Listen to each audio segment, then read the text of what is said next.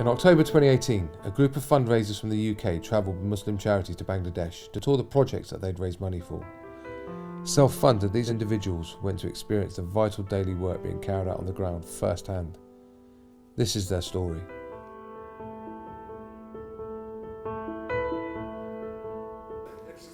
Some of the team had flown ahead days before to Bangladesh to catch up with family members. All would meet for a briefing in the hotel in Sylhet. So I thought what we'll do a bit of introduction so everyone gets to know each other, why they come on this UK with Love tour and what's the sort of motivations for everything. Fazlul Karim is running the Bangladesh office for Muslim charity and has planned the itinerary for the next 10 days. My name is Muhammad Fazlul Karim and all of them call me Fazlul. I take the team to show the projects which they have supported, so we can see the difference they have made together, and also we will together see more the beautiful parts of Bangladesh as well.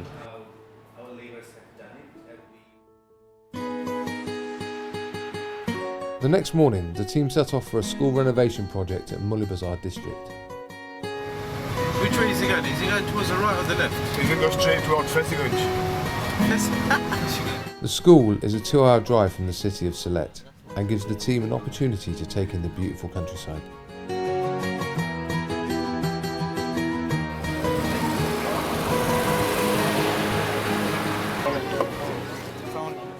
Upon arrival, they are greeted by children bearing garlands of flowers. An opening ceremony ensues, where Hatice, a film student from Germany, cuts the ribbon.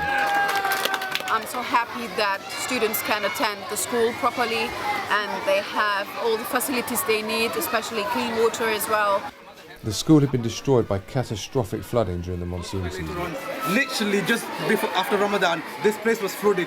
Everyone knows in Bangladesh we have flood season 2-3 months a year, and the state of the school, you would not even send your sort of pets to or anything like that at all. Ranu, a restaurateur from Manchester, was keen to get stuck into the final touches of the renovation. Since I got here, I've always wanted to put my head down and start helping, start working. That's why I'm here for, you know. It was not all about collecting the money, collecting donations. I've seen some pictures before I came. They've done really well compared to what it was like before. What we're doing is, most of the painting of the room is done. We just need to paint the blackboard. I've never really done any painting, mostly at home. My wife does it, so this is all new to me.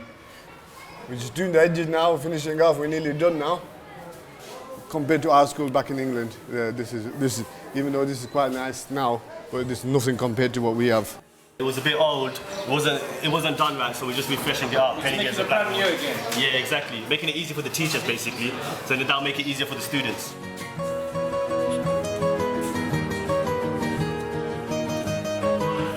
E for elephant. After that, we planted trees. We played a lot of games with the kids.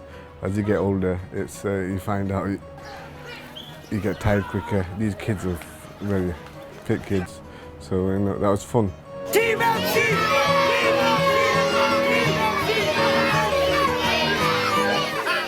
It's good fun, and the kids enjoyed it, so that makes us happy. That's why we're here for the kids. See you! After a busy morning at the school, the team head for the famous Sylhet Tea Gardens for a tour and a spot of lunch. If we don't do a bit of eating, then we're not going to be able to carry out this work. But it wasn't just Team MC that turned up for lunch. I had a little girl next to me and we asked whether she would like to have some food. She was at first shy, but then we fed her and she kept eating and eating and eating. And then I really realized she's so hungry and I don't know what time she had the food last. This was my first experience with poverty and I was so shocked. I had to go into a corner and it was so touching, I had to cry really, I had to let it out of me. Would you like a cup of tea, mate? Would you like a cup of tea? I love a cup of tea. Right, you guys are right here. You got the whole food here. Come, let's go for a walk.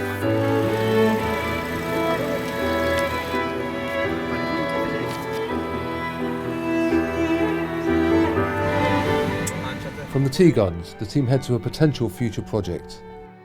Abdul Hanan is one of the staff members on this tour, and the blind school is something very close to his heart. Today we're visiting a blind school.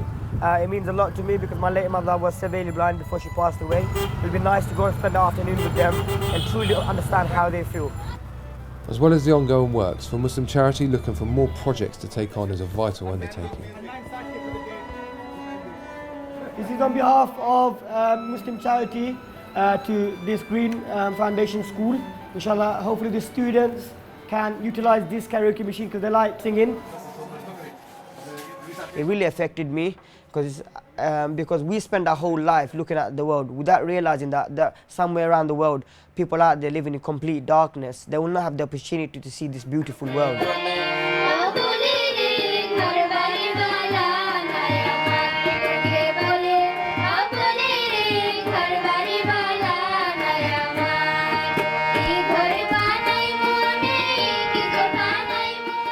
My mum at a young age, she taught me the true understanding of vision. And she explained to me that vision is not always seen from your eyes, it's also believing in your heart and understanding people's sadness, understanding how the world works without being able to see for herself. And I've learned the deeper meaning of vision. One boy we met, I believe his name was Abdullah. At the age of 14, he's 15 juz Hafiz. He memorized just by listening. Can you understand? It takes a lot of skill and dedication to learn this much. These children are bright individuals. Although Allah subhanahu wa ta'ala has taken away the vision, He has replaced them with better attributes and skills. Abdul Hanan and the rest of the team now leave Sylhet after their brief visit and head to the capital city Dhaka, one of the most populous cities in the world. The team's first stop is Appon Foundation's Tikana Centre. Children rescued from the street are brought here to be processed by the police and then to try to reunite them with their parents. In the previous 10 months, 172 children have been either reunited with their families or sent on to a permanent home. After meeting the children, the team have a quick briefing, then head to Airport Railway Station. Nazmul is a paramedic from London. It's the first time that he's experienced anything like this. We see these sort of like, all of this on TV and like Instagram, we just flick through it, but it's actually true, man. It was quite tough to see. It was overpopulated, this place. People everywhere, kids everywhere. There was no structure the way we have in the UK. People crossing the rail line. That's something that we don't see. We've walked around the rail station in Dhaka, kids everywhere. Just walking down, we spoke to a few people. One of the kids actually approached us and he's like, he needs that support. Muslim Charity is always happy to help. Took him one, alhamdulillah, there's one off the streets. After a trip to the police station, the team take him back to the Tikana Centre to meet his new family. Assalamu alaikum. Guys, this is Abdullah, and alhamdulillah we've rescued him from the railway station today. Get to meet him, guys, get to meet him. In the afternoon, the team head back to Airport Railway Station to see if they can find any more children who need their help.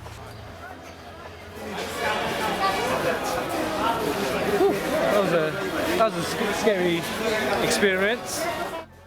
Within 10 minutes, a boy approaches Inan Ali, a caterer from Manchester, asking for help.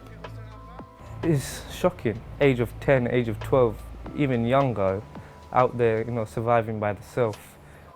It's clear that this boy needs help, so Inan takes him back to the bus. He's 10 years old, he's been living in the streets, he's been away from home for 5 years. He has no mother or father, and he doesn't know his sisters or brothers, so we rescued him today, so he's going to come with us today, inshallah. So yeah. What name is his name is Muhammad Barbis.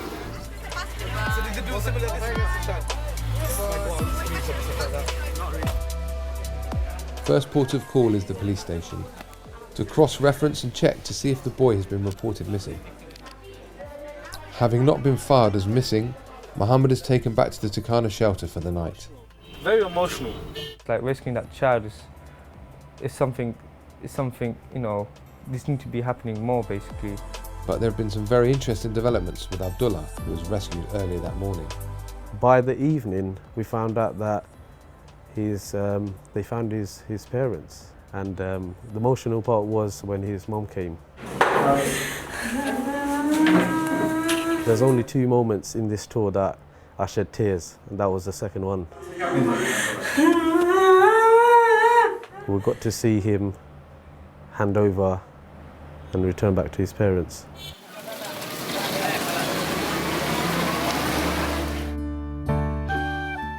It's early morning and the team are heading to Railgate slum, but on the way they're going to stop off at Appon Foundation School. Ikhlas, a scientist from Manchester, is very keen to meet the children. So he said his age is 10 years old and he comes here to read and learn. He doesn't really have anywhere else to go. Well, when I first went into school, the kids' smiles just made my day. They were so happy. Jim! Ha! Ha! Dal! Dal! Ra! Da! Yeah, we're giving them a chance in life. We're giving them an education, and education is the most important thing in life. There's going to be a lot of noise in school right now. The neighbours might complain, but you know what? It's all worth it. Because the kids are smiling at the end of the day. Head! It's so nice seeing them kids. Their smile just makes my day, honestly. And it's experience, I tell you, honestly. These innocent kids, they've got nothing, but yet they still make you smile. And you can't ask for nothing more than that. Next stop is Railgate slum. Sadolka, originally from Bath but now living in London working for TfL, is fascinated by how a slum operates. When you go to a slum, like the Railgate slum we went to, it just sort of brings things back home, you know. It shows you the state that a large portion of the world live in. The reason why it's called Railgate, well, as you can imagine, at some point you may well hear the train just shrieking past. We're going to go see the sort of conditions they live in. There's barely a metre gap between the houses. Just count how many children there are. In a place like this, you've got to ask yourself what sort of opportunity, you know, they may have or may not have. This isn't just a tour, it's also a fact-finding mission. She's very kindly invited us in, and it's actually a lot smaller than I thought. There's just sort of open sewers, there's mess everywhere. There's brick on this side. During the summer, it is actually quite hot because of the roof. And in the winter, it's actually a lot colder because of the walls. These people go through unbelievable suffering on a daily basis. Something as simple as taking a shower or using the toilet, you know. So this is like a shower. Not much privacy, and I find the smell a bit overwhelming. I mean, we wouldn't drink this water. As far as I'm concerned, you know, no one should be even handling that water. It's incredible. They're very resilient, and you know, I hope they can sort of move out of that situation. But poverty has a way of sort of trapping people. You know, we often take for granted what we have back in the UK, and I think it's a reality check for me. Naren from Birmingham, who works as a civil servant, and Raj from London, who works in customer service, are cooking up a treat. I'll be cooking today for the whole team and all the kids in the shelter. Making some great food today, hopefully.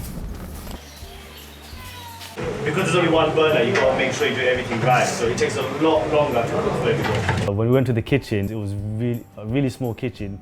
They only had one gas burner. I was speaking to the cook, she was telling me she has to wake up at the break of dawn to start cooking. Just because of that, she has to do everything one by one by one.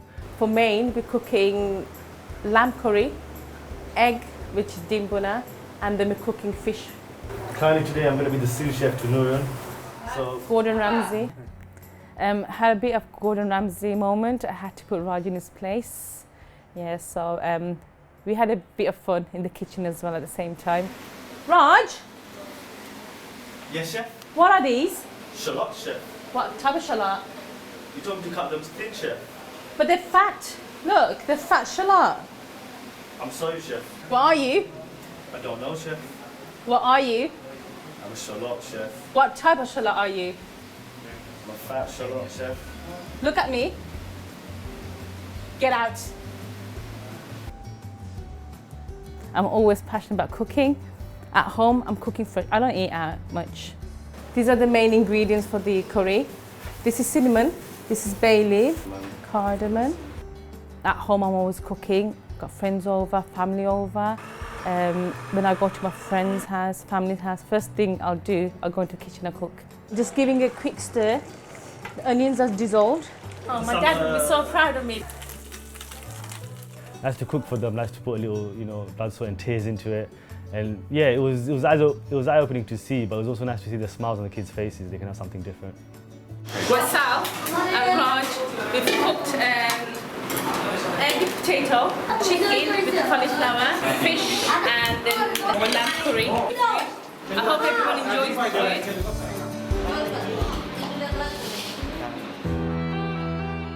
Today's mission is a very sensitive one, and Hetice has taken on the role to investigate.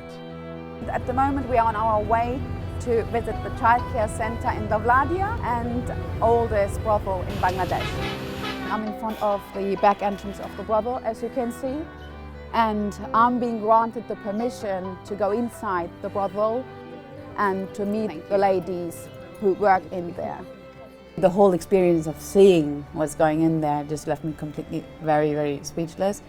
So I have met a few of the ladies who work in that brothel, and I've listened to their stories why they're doing this, and some of them have just been promised actually another job and then just tricked and brought into the brothel. So what is happening to the children when a client comes? He just tells her son to go out. So when a client arrives, the child is asked to leave, but where do they go? The child center are the only hopes for these children, and they can definitely benefit a lot, and this is what Muslim Charity supports.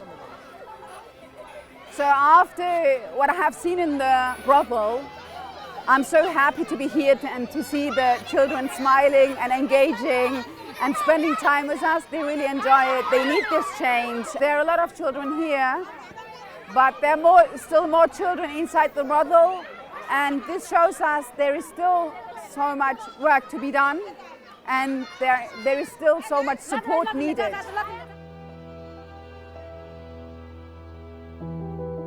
It's nearing the end of the tour, and the team have come down to Ferryport Terminal in Dhaka to the school end of the sky. Omar, a doctor from London, is on the lookout for any children who may benefit from coming to the school. We're going to go and see a day school. It's an outreach point for kids to be brought in from the streets to provide them with an education.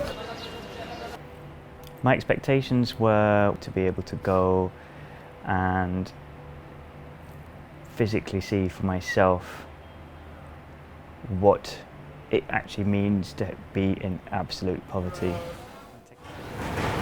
His name is Shapon. Shapon means dream. I'm asking what's his dream? না তুমি বড় হয়ে কি হতে চাও? আমি কি চাকরি? He said he wants to work in office. So we're picking him up and taking him to the school. He says he wants to work in an office. Hopefully his dream will come true one day. It's just giving them the opportunity to break out of that cycle. There are over 600,000 street children in Dhaka alone, and projects like this are their only chance of getting an education. So this is the school under the sky. You can see kids of different ages. They're just being given a basic education, and there's probably a lot of throughput. Kids come and go, but it's something, and that's what matters.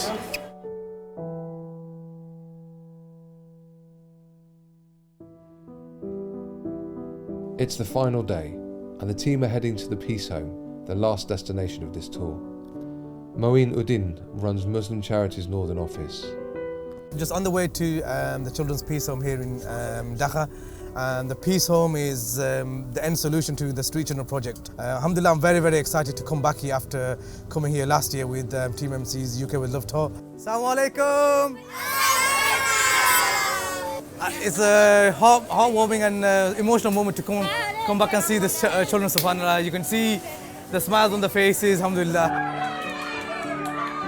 This shows the need for the Street Children Project. It just shows that the Street Children Project has been thought out very well. All right. Head! Shoulders! Get inside here!